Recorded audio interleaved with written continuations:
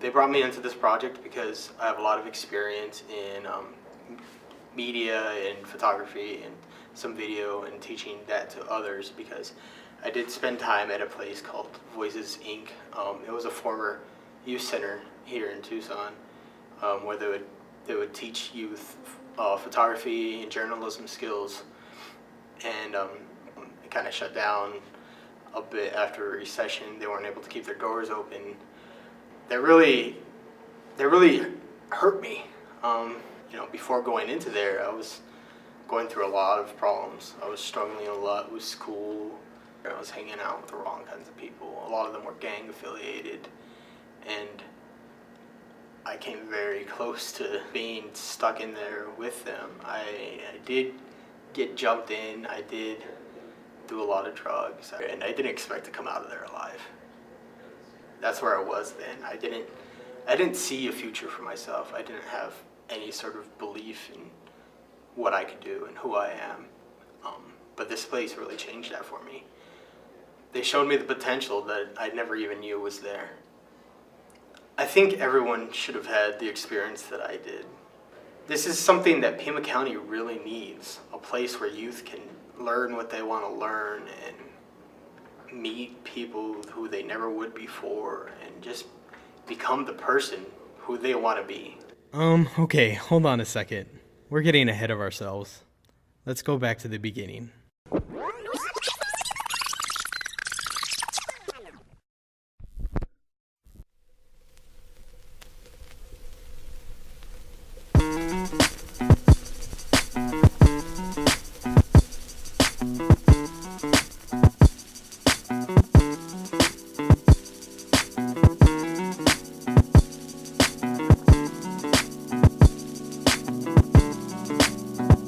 Pima County Public Library cares deeply about youth and teen services.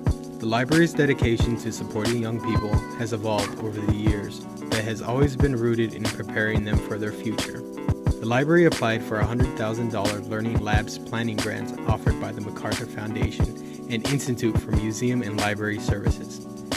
The library was committed to youth voice and resolved to hire a group of 15 youth around Pima County to plan the center. This team was responsible for not literally designing the interior as far as color scheme and types of furniture, but what would be provided as far as activities, services, and how it would be run. Tucson was not the first city to be awarded this grant, but it is one of the only cities to have a design process that is completely youth-driven. In these efforts, the youth design team began uncovering the struggles of our local youth. What they didn't expect was how deep and how many pitfalls youth get trapped in. Though these issues are not necessarily new, too often are they dealt with in reaction.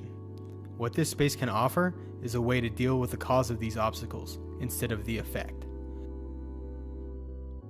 To engage these head-on, the YDT created, handed out, and collected over 2,000 surveys, and held 9 focus groups with over 100 youth participants. Not only did they gather data from all around Pima County, but they researched like-minded centers all around the nation. So why do we need the center? So there could be a place where we can make friends, have resources, and be the person we want to be, all in a safe environment. As I got older, I realized that I really wanted to be making movies, and I just thought how much more powerful that would be for me to be actually behind the camera making these movies rather than just watching them. But it was really difficult for me to get the resources to be able to do that. We don't really have a lot of other resources as big cities like New York and Chicago do. We need to break the silence of youth who are feeling powerless and ignored by providing a space that gives them voice and a sense of belonging. We are going to break down the walls keeping us separated and have a judgment-free zone, a place where anyone is free to be who they want to be. For the youth who feel unsupported, the center will provide mentors, volunteers, and peer educators who will inspire, motivate, and guide them. We will also provide referrals to services already existing to strengthen our community. This space will be more than hanging out, learning, and staying out of trouble. It is a space where they connect not only with their community and their passion, but themselves as well. In the 7th grade, I started falling behind in my classes at school. Teachers were always giving me the same speech that I'm such a smart kid, I just never do any of the work, but I was having such a hard time connecting with the science that I was given, and at a point I started thinking that there was something wrong with me because I couldn't focus on my work. Being a part of the youth design team has helped me realize that there is a ton of other kids out there in Tucson, just like me, who have had the same issues in school. And it's also made me realize that the strict curriculums and rubrics that schools have really aren't working for our generation. They're not including the things that we're interested in and the things we're interested in learning about. And our center is going to provide things that students aren't getting in school. We can make learning fun again through connected learning that is more modern, more personal, and allows you to be part of a technological ecosystem.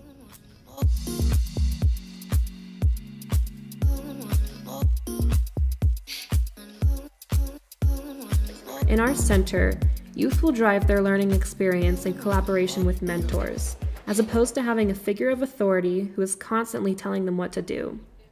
Mentors will help guide youth through their struggles, open their minds to trying new things, and share their own life experiences. It's really fun to see when you give the kids the opportunities, give them the tools, and let them play and just kind of guide them. I think if you can inspire and give good examples of what you can do with the tools and their own creativity, rather than just the lecture, it makes everybody feel like they're actually learning something and doing something. With the help of peer mentors and the Level Up system, youth will be better versed in technical skills and leadership, both vital for academic and career success. One of the things we are most excited about offering is the opportunity to work directly with professionals, get paid internships, gain entrepreneurship skills by working with real clients, and learn how to create professional portfolios. Experience is the best form of education and preparation for the real world, and experience is what we can provide.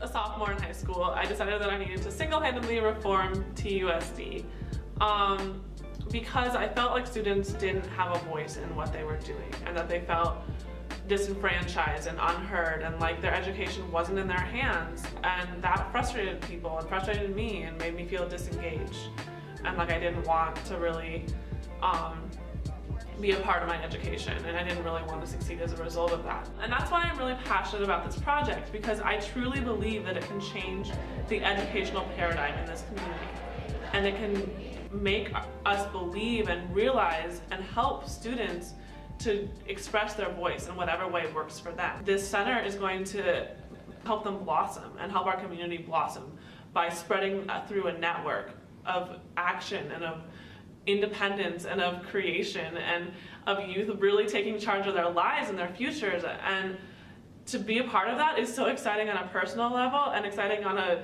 Tucson level, and it's just really, that's why I'm so excited to be a part of this project. Our center will consist of classes and workshops formed around what the youth ask for. Our research gathered from surveys and focus groups shows that youth know what they want to learn about, and also that their interests are constantly changing. We believe that by giving youth the power to choose what they want to learn, we will attract their interests to keep them engaged and continually coming back. This space will be constantly evolving based on the ideas and desires of its most important stakeholders, the youth who attend it. For youth to successfully take charge of their learning experience, our center will allow them to be the active participants in their education and finding their ambitions in life. This unique experience of designing a youth center has affected each and every member of the youth design team. The high level of challenges they've had to face and overcome has aroused change and growth within themselves as well as our community.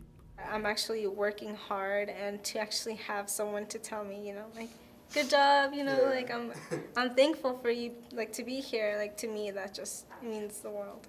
I think my professional self has really grown a lot. The first day that I was a part of the project, I definitely was nervous meeting a bunch of new people and speaking to them and getting to know them, but now I'm a lot better at that.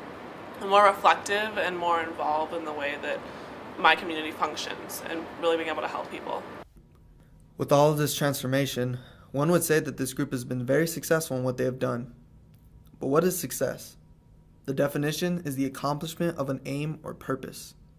If that is the case, success is determined by the person, not the actual accomplishment. That accomplishment does not have to be something that changes the world.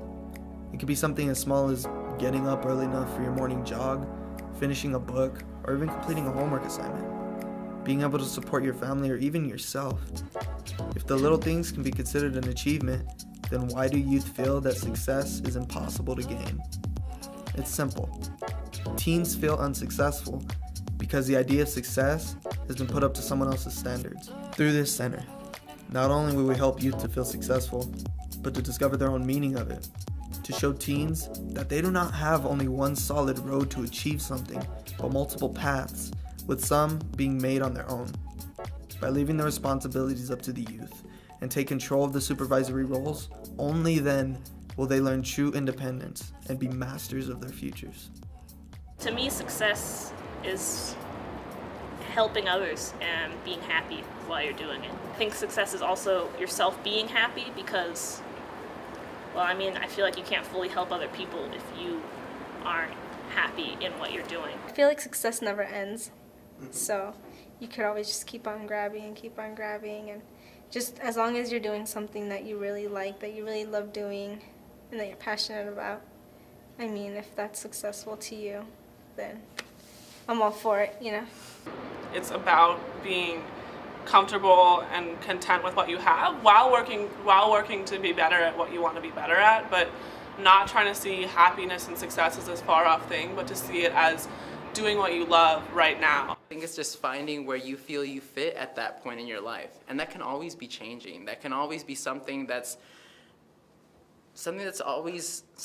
you're always discovering for yourself and discovering over and over again. It's always okay to reinvent yourself. It's always okay to find what is successful now for you.